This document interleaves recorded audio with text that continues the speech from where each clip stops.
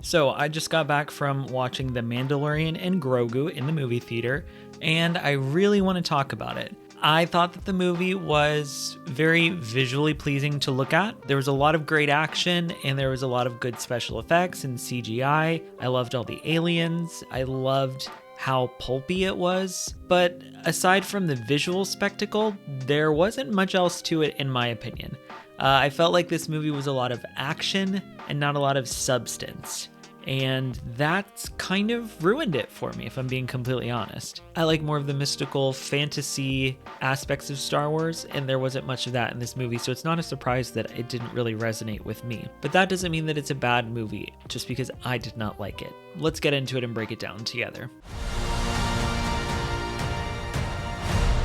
So the movie starts out with Mando and Grogu on a mission to take out a imperial remnant warlord on a snowy planet. We get a lot of great action. We saw these scenes released earlier from, I think it was D23, with Mando going through the AT-AT, just taking out stormtroopers, and it was a very fun opening, but one that I felt like I had seen already, so I was kind of just waiting to get to the stuff that I hadn't seen in the movie. He takes out the warlord, goes back to Adelphi. Sigourney Weaver's character is upset that he killed the warlord, and then says, here's a new Razor Crest and I've got a new mission for you. Really quick, just want to point out the fact that I hate that the Razor Crest is back, just because I really liked the N1 and I liked how it kind of symbolized this new part of Din and Grogu's journey. However, now the Razor Crest is back, so we're just kind of undoing everything that the old one meant and it being destroyed.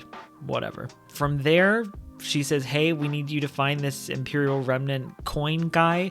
Nobody knows what he looks like, so the Hutts have agreed to help us if you get their nephew Rota and bring him back to them. So Mando takes the mission, flies to Nal Hutta, which, by the way, I really like Nal Hutta. I thought it looked really cool. I thought it looked really visually exciting. I loved the design of the cousins' fortress. I thought it looked really, really cool and really intriguing. I liked that they had all these droids that were employed as their protection. However, it did kind of feel like the Bedlam Raiders and their droids kind of reheated nachos from Jedi Survivor, if I'm being honest. Din meets with the Hutts. They're like, hey, our nephew, we want him back. Here he is. He's really cute. We love him. Go to Shikari, I think was the planet's name, and bring him back to us because we miss him. So Din goes to Shikari, which honestly, when I saw it, I was like, this should have just been Nar Shaddaa. It looks like what I would expect Nar Shaddaa to look like in live action based off of what we've seen of it in like Knights of the Old Republic. Don't know why it wasn't Nar Shaddaa. Whatever. He finds out that Rota's in the fighting pit. Din goes and finds him after the fight, and Rota's like, I'm proving myself that I'm better than my father, Jabba the Hutt, the leader of the Hutt cartel. And I'm like, yeah, we know who Jabba is. Thank you for telling us again. Also, the Hutt speaking in basic, I wasn't a huge fan of, but that's just me. Rota doesn't want to leave. He's got one more match. He's got a contract he's about to be out of. He says it's under this guy, Johnny. You know, Johnny promotes me. He runs this. I've got one match for him and then my debt's paid, whatever, or my contract's done. Mando goes and finds Johnny, who, surprise, surprise, is an Imperial warlord that we saw in the Shadow Council. Johnny's like, oh, it's actually a dejarik match in live action, and we're gonna kill Rota. He's not gonna make it out. You should fight in my pit too. Here's a crystal of salt. Okay.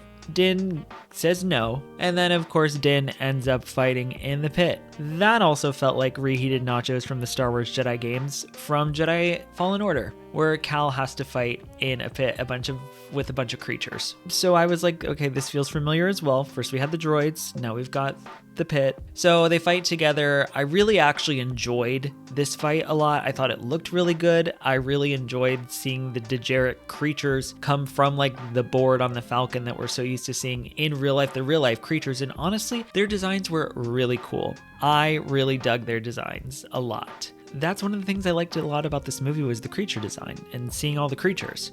However, Din spends the movie killing lots of creatures. There's lots of creature killing in this movie. Rota's like, thanks for saving me. However, I can't go with you. My aunt and uncle, they hate me. They want to kill me because they want Jabba's fame and fortune and the cartel, which honestly, it seems like they're in control of it. So I don't know why they really need Rota dead, but whatever.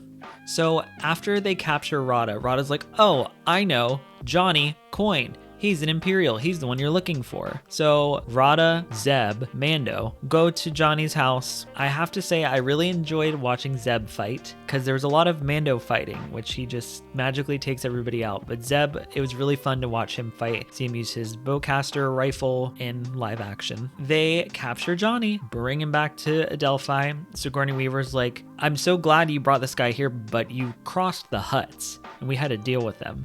This is going to cause a lot more drama. Of course, they take the Imperial warlord.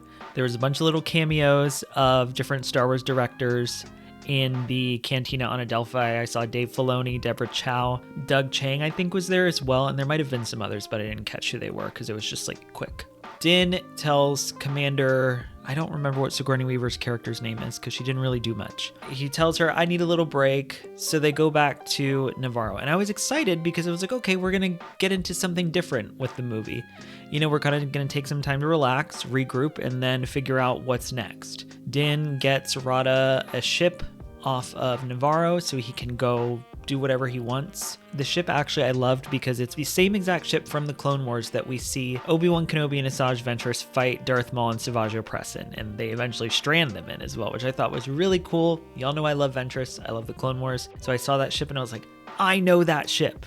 They work on the ship, the Anzellans come, hey! Then Din gets captured by Embo. Embo takes him back to the Hutts. Grogu has to go with the Anzellans and they go after him. Long story short, Hutts got Rada. Hutts are pissed at Din, take his helmet off, make him fight the Anananamams or whatever they're called in the water, and a big scary snake dragon. Grogu helps him get out, but Din gets poisoned. Grogu goes on this little journey, and at this point I was like, okay, maybe this is where we're going to slow down. Maybe this is where we're going to get more in the movie. While the movie slows down here and it stops like action, action, action, flashy, flashy, flashy, pew, pew, pew, it's a long sequence of Grogu doing tasks with no dialogue.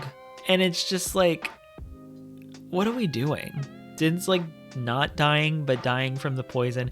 And Grogu's like eating fish and building a little hut out of mud and clay. And then he's meditating and then he's getting water. And at this point, I'm just like, all right, I'm done with this movie. I don't know where we're going. I don't really care at this point. Grogu gets some help from some guy who lives in the swamp to help Din with his poison. And then they decide to grab the ship that they had Rada go in that was from the Clone Wars that was crashed in the swamp, drive that straight into the Hutt's palace, kill all the droids, release Rada. Rada sends the Hutt cousins to their death. And then the New Republic comes in and saves the day. And that's basically the end of the movie. What I will say is if you like action and you really love the pew pew and the fighting in that, you'll like this movie a lot.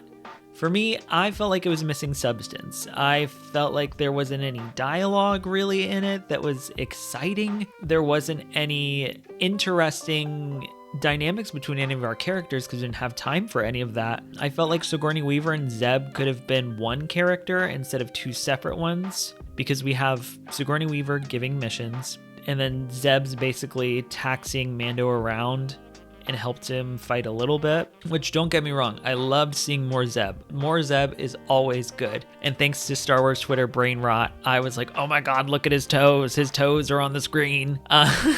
I just left the movie being like, I didn't need to watch that. I felt like I watched 4 episodes of the Mandalorian TV show, but like the heart was not there. And maybe it's because Pedro Pascal's over it. Maybe it's because Disney is so scared to take chances and try to do something new with their movies. So they're like, you love the Mandalorian. You love him fighting stormtroopers in the Imperial era. You love Grogu. You love Grogu being cute. You love Mando and Grogu together. Mando's gonna do some cool fight sequences, and Grogu's gonna be cute and do things to make you laugh, and you're gonna love it, and it's gonna make $1 million. Something that felt off to me in Mando Season 3, why was Grogu back for Mando Season 3? It seemed like they didn't have anything for him to do in it, and maybe they didn't. Because if you don't recall, Grogu went with Luke Skywalker to train, but then in the book of Boba Fett, which felt like 2 days later, Luke gives Grogu the choice to stay and train or go be with Din, and of course he chooses to be with Din, so they're reunited in what feels like 2 days later. And then Grogu spends Mando Season 3 just kind of being there. And it felt like they didn't really know what to do with Grogu in this movie as well, because he can't talk, he can't really fight, he can use the Force, but he doesn't have a lightsaber, and he doesn't really use the Force to attack much either. because he's so small, he could get hurt so easily. They're like, we're going to make Mando badass. He's going to be doing all these fight scenes, and then we're going to have Grogu being cute over here, but like they didn't intersect for me. And then at this point, I'm just like, so are we killing Mando, or are we just pretending for drama? But really, there's not really any drama. There's not really any stakes. Maybe that's the problem. This movie just felt like it had no stakes. There wasn't any substance and there wasn't any stakes. If you like action, totally for you. But if you like meaningful story, dialogue, monologues, if you like stories that excite you and do things that are unexpected, this is not the movie for you. But that's also okay. At the end of the day, if you like this movie and you thought it was fun and you had a good time with it, that's what matters, because there's so many different types of Star Wars and we're all allowed to like each different part of Star Wars that we all like. So I just wanted to get on here and kind of talk about my thoughts on the movie. I don't know if I'm going to watch it again. Maybe I should, just to give it another chance, but as of right now, I don't really care to. I'm more excited to see what else is going on in the galaxy at this time, and I don't know if we're going to get any of that. So I just wanted to get on here and say my 2 cents. I know this is a bit different than the videos I normally do, because normally I script them and there's a lot more thought put into them, but I really just wanted to give like a stream of consciousness after I saw the movie and just talk about how it made me feel. And at the end of the day, maybe The Mandalorian has lost its magic. I think it's Disney that's keeping Star Wars from being cool and different and trying new things. And I think that's really going to hurt Star Wars in the long run. I feel like it already is. Fingers crossed, Starfighter is more exciting, has more stakes, has more heart, has more story, and it's not just action. So let me know what you thought of The Mandalorian and Grogu in the comments. Like I said, if you like this movie, that's perfectly fine. Don't let people shit on you for it. We all love Star Wars at the end of the day. Thank you all so much for watching. Make sure to follow me on social media at ScottyHolidaySW. And as always, may the Force be with you.